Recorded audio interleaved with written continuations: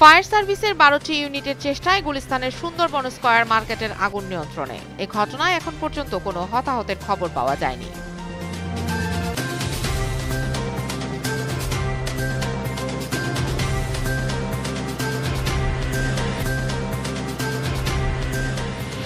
রাজধানীর ইউনাইটেড হাসপাতালে বাংলাদেশ জামায়াতে ইসলামের আমির ডাক্তার শফিকুর রহমানের বাইপাস সার্জারি চলছে। দলের পক্ষ থেকে তার সুস্থতা কামনায় দেশবাসী ও সংগঠনের নেতাকর্মীদের প্রতি দোয়ার আহ্বান জানানো হয়েছে।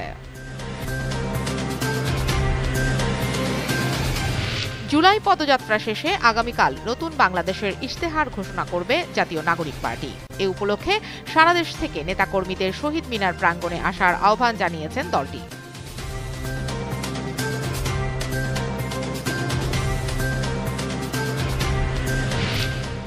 ফিলিস্তিনের গাজা উপত্যকায় মানবিক সাহায্য বন্ধ করে ফিলিস্তিনিদের উপর গুলি চালিয়ে ইসরায়েল সেখানে পরিকল্পিতভাবে বিশৃঙ্খলা ও গণহত্যা চালাচ্ছে, এমন অভিযোগ তুলেছে আন্তর্জাতিক মানবিক সংস্থা ডক্টরস উইদাউট বর্ডার্স।